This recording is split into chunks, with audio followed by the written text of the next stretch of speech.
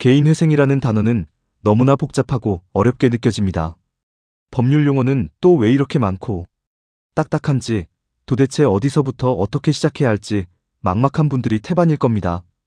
마치 안개 낀 미로 속을 헤매는 기분이죠. 하지만 걱정하지 마세요. 오늘 비탈출TV가 여러분을 그 미로 속에서 해결해 드리겠습니다. 오늘은 그 복잡하고 어려운 개인회생 절차 전체를 마치 초등학생도 이해할 수 있을 만큼 쉽고 명확하게, 그리고 무엇보다 여러분의 감정을 자극하는 생생한 스토리텔링으로 풀어낼 겁니다. 법률 전문가의 딱딱한 설명이 아니라 여러분의 손을 잡고 함께 미지의 세계를 탐험하는 베테랑 탐험가처럼 한 단계 한 단계 친절하게 안내해 드릴게요. 과연 내가 이걸 할 수 있을까? 하는 의문은 잠시 접어두세요. 이 영상을 끝까지 보신다면 여러분은 개인회생 절차의 모든 것을 완벽하게 이해하고 새로운 시작을 위한 용기를 얻게 될 겁니다. 자, 그럼 절망의 끝에서 희망을 찾아 떠나는 여정, 지금 바로 시작해볼까요? 자, 개인회생이라는 거대한 여정의 첫걸음은 바로 내 상황을 정확히 파악하는 것입니다. 여러분의 몸이 아프면 병원에 가서 진찰을 받듯이 내 빚의 상태를 정확히 진단하는 단계라고 할 수 있죠. 이 단계에서는 내가 얼마나 빚을 졌고 누구에게 졌으며 또 어떤 종류의 빚인지 등을 꼼꼼히 따져봐야 합니다. 개인회생이란 무엇일까요? 아주 쉽게 설명하자면 이렇습니다. 빚을 너무 많이 진 사람이 이제는 정말 혼자서는 감당할 수 없을 때 법원의 도움을 받아 빚을 줄이고 일정 기간 동안 성실하게 갚아나가면 남은 빚은 모두 없애주는 제도라고 생각하시면 됩니다. 법원이 여러분에게 손을 내밀어 그래, 네가 열심히 살아보려는 의지가 있다면 내가 너의 빚을 정리해줄게. 대신 약속한 대로 착실히 갚아봐라고 하는 것과 같죠. 여러분의 인생에 다시 한번 기회를 주는 일종의 재기 프로그램인 셈입니다. 그럼 2단계에서 꼭 알아야 할 핵심 용어들을 하나씩 살펴볼까요? 총채무액 말 그대로 여러분이 갚아야 할 모든 빚을 다 더한 금액입니다. 원금은 물론이고 그동안 쌓인 이자까지 모두 합친 빚의 총량이죠. 마치 여러분의 어깨를 짓누르는 거대한 짐의 무게를 재는 것과 같습니다. 무담보채무, 이것은 신용카드 빚이나 신용대출처럼 여러분의 집이나 차 같은 담보를 맡기지 않고 오직 신용만으로 빌린 빚을 말합니다. 말 그대로 너를 믿고 빌려줬어 하는 빚이죠. 담보부채무, 반대로 집이나 땅, 자동차 같은 재산을 담보로 맡기고 빌린 빚입니다. 만약 여러분이 이 빚을 갚지 못하면 채권자가 그 담보물을 가져갈 수 있는 권리가 있는 빚이죠. 주택담보대출 같은 것이 여기에 해당합니다. 최저생계비, 여러분, 숨만 쉬어도 돈이 나가는 세상이죠. 밥 먹고 잠자고 대중교통 이용하고 최소한의 의료비를 쓰는 등 사람이 살아가기 위해 최소한으로 필요한 돈을 바로 최저생계비라고 합니다. 법원은 이 돈만큼은 빚 갚는 데 쓰지 말고 여러분의 생존을 위해 사용하라고 보장해줍니다. 최소한으로 필요한 돈. 정말 중요한 금액이겠죠? 가용소득, 여러분의 월급에서 방금 설명드린 최저생계비를 뺀 나머지 금액입니다. 즉, 빚을 갚는 데 쓸 수 있는 돈이라고 생각하시면 돼요. 이 가용소득이 개인회생 변제금의 기준이 됩니다. 급여소득자, 회사에 다니면서 매달 꼬박꼬박 월급을 받는 사람들을 말합니다. 직장인 여러분이 바로 여기에 해당하죠. 영업소득자, 가게를 운영하거나 사업체를 꾸려서 돈을 버는 사람들, 즉 자영업자나 프리랜서 분들이 여기에 해당합니다. 수입이 일정하지 않을 수 있어서 급여소득자보다 서류 준비가 좀 더 복잡할 수 있습니다. 채무중대경위, 도대체 왜 빚이 이렇게 많아졌나요? 라고 법원이 묻는 질문에 대한 답변입니다. 사업 실패로 인한 빚인지, 갑작스러운 질병 때문인지, 아니면 투자 실패 때문인지 등 여러분의 빚이 늘어난 경위를 솔직하게 설명하는 것이 중요합니다. 명의신탁, 이건 좀 위험한 행동입니다. 내 재산인데 빚을 안 갚으려고 다른 사람 이름으로 몰래 숨겨놓는 것을 말합니다. 법원에 들키면 개인회생 신청이 기각될 수도 있는 아주 위험한 행위이니 절대 해서는 안 됩니다. 사회행위, 이것도 절대 금지. 빚을 갚기 싫어서 일부러 재산을 처분하거나 숨기는 행동을 말합니다. 예를 들어 빚이 많은데 갑자기 비싼 차를 팔아서 현금을 숨기거나 친구에게 싸게 넘기는 식이죠. 이건 명백한 불법 행위입니다. 편파변제, 여러 빚쟁이가 있는데 그중 특정 한 명에게만 몰래 빚을 갚아주는 것을 말합니다. 다른 채권자들에게는 불공평한 행동이므로 법원에서 금지하고 있습니다. 모든 채권자에게 공정하게 대해야 합니다. 자, 이렇게 첫 단추를 잘 꿰셨다면 이제 다음 단계로 넘어가 볼까요? 바로 법원의 저개인회생 신청할게요 라고 말할 때 필요한 서류들을 준비하는 과정입니다. 여기가 또 만만치 않습니다. 여러분, 개인회생 절차는 마치 거대한 퍼즐을 맞추는 것과 같습니다. 그리고 이 퍼즐의 조각들은 바로 서류들이죠. 법원의 저 빚 때문에 너무 힘들어요. 도와주세요 라고 외치려면 그 외침을 뒷받침할 객관적인 증거들, 즉 서류들을 꼼꼼하게 준비해야 합니다. 이 단계는 정말 인내심을 요구하는 서류 전쟁이라고 할 수 있습니다. 어떤 서류들이 필요할까요? 하나씩 살펴보시죠. 채권자 목록, 내가 돈을 빌린 모든 곳들의 명단입니다. 어디서 얼마를 언제 빌렸고 지금 얼마가 남았는지를 일목요연하게 정리한 표라고 생각하시면 됩니다. 이 목록이 정확해야 법원이 누구에게 연락해서 빚을 조정할지 알 수 있겠죠? 마치 내 빚의 지도를 그리는 것과 같습니다. 재산 목록, 내가 가진 모든 재산의 목록입니다. 집차 예금, 통장, 잔액보험, 해약 환급금, 심지어는 보증금까지 법원은 여러분이 가진 모든 재산을 파악해야 합니다. 왜냐하면 여러분의 재산보다 적은 금액을 갚게 할 수는 없기 때문입니다. 수입 지출 목록, 매달 얼마를 벌고 얼마를 쓰는지 정리한 가계부 같은 것입니다. 여러분의 한 달 생활을 숫자로 보여주는 서류죠.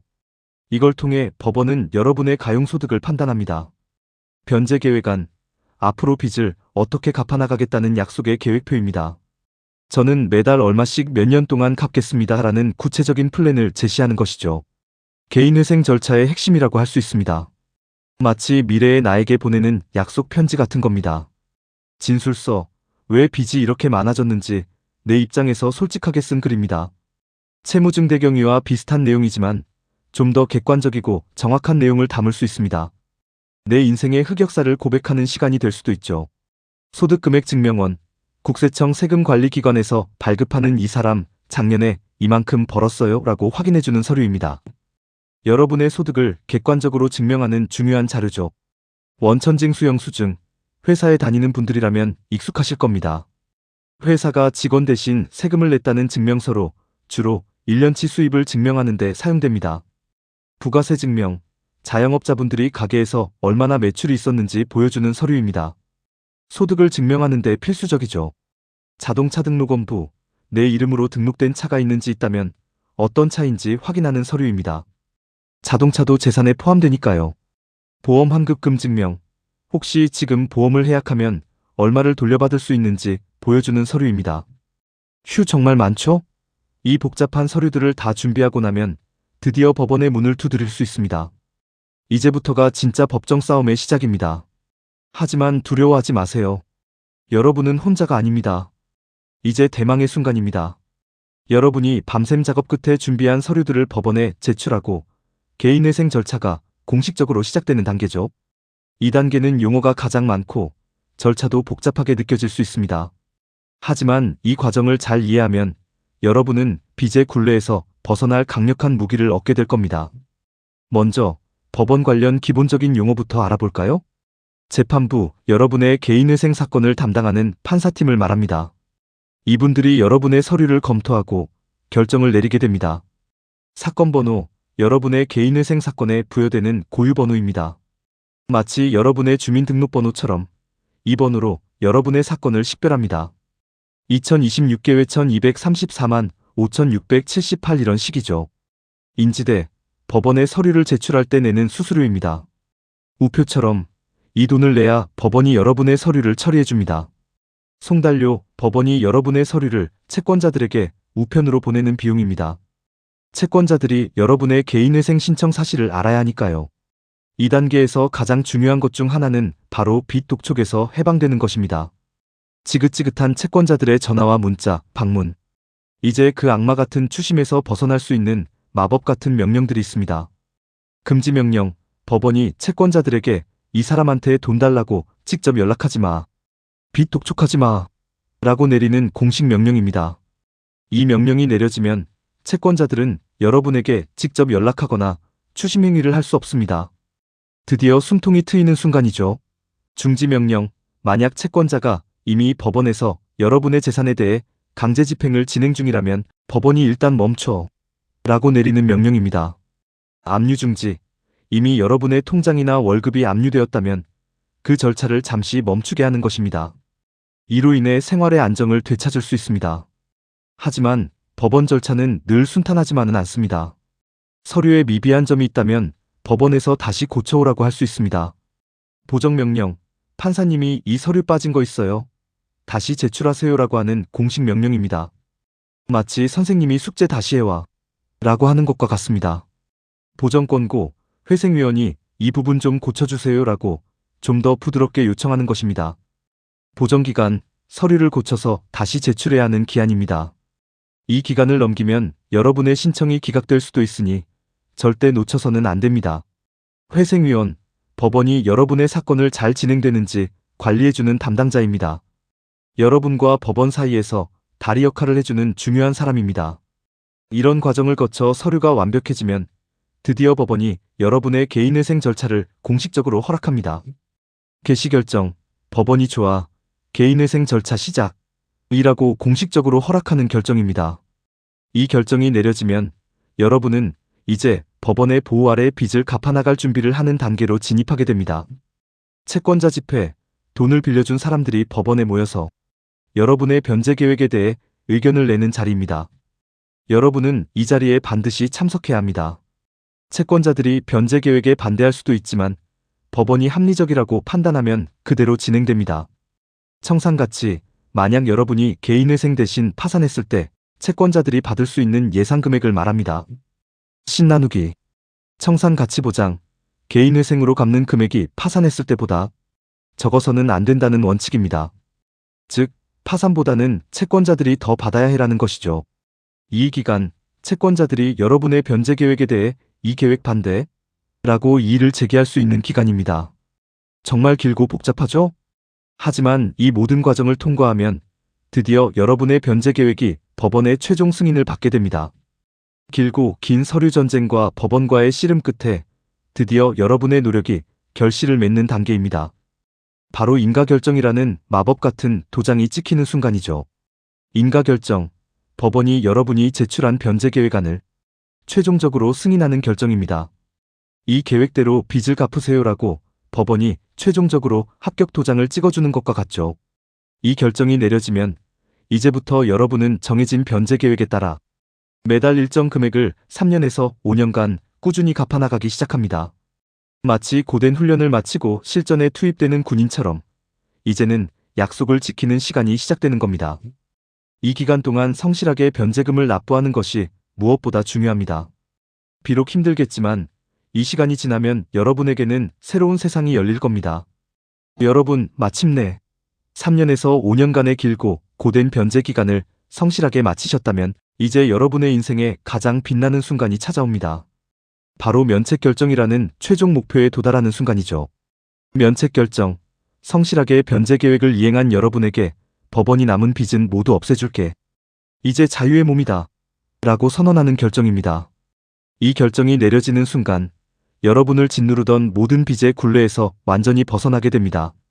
마치 오랜 어둠의 터널을 지나 마침내 밝은 햇살 아래로 걸어 나오는 순간과 같습니다. 이 면책 결정이야말로 개인회생 절차의 최종 목표이자 여러분이 그동안 겪었던 모든 고난과 역경에 대한 최고의 보상입니다. 공공기록 삭제. 면책 결정이 확정되면 신용정보, 기관 등에 기록되어 있던 여러분의 개인회생 이력이 모두 삭제됩니다. 이제 여러분은 신용카드 발급, 대출 등 정상적인 경제활동을 다시 시작할 수 있게 됩니다. 마치 컴퓨터의 리셋 버튼을 누른 것처럼 깨끗하고 새로운 신용 상태로 돌아가는 것이죠. 이 순간부터 여러분은 과거의 빚에서 완전히 해방되어 새로운 인생을 당당하게 살아갈 수 있는 진정한 자유를 얻게 됩니다. 여러분, 오늘 우리는 개인회생이라는 복잡하고도 위대한 여정을 함께 탐험해봤습니다.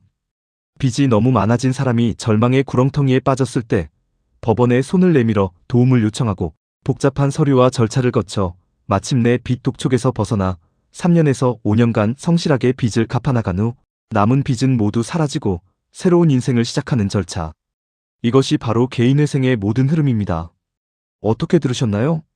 처음에는 막막하고 어렵게만 느껴졌던 개인회생이라는 단어가 이제는 여러분의 인생에 다시 한번 찾아온 희망의 빛처럼 느껴지시나요? 물론 이 과정이 결코 쉽지만은 않을 겁니다. 수많은 서류와 법률 용어, 그리고 인내심을 요구하는 변제 기간까지. 하지만 이 모든 고난과 역경을 이겨냈을 때 여러분을 기다리는 것은 빚이라는 무거운 짐에서 완전히 해방된 진정한 자유와 새로운 시작입니다. 개인회생은 단순히 빚을 탕감받는 제도가 아닙니다.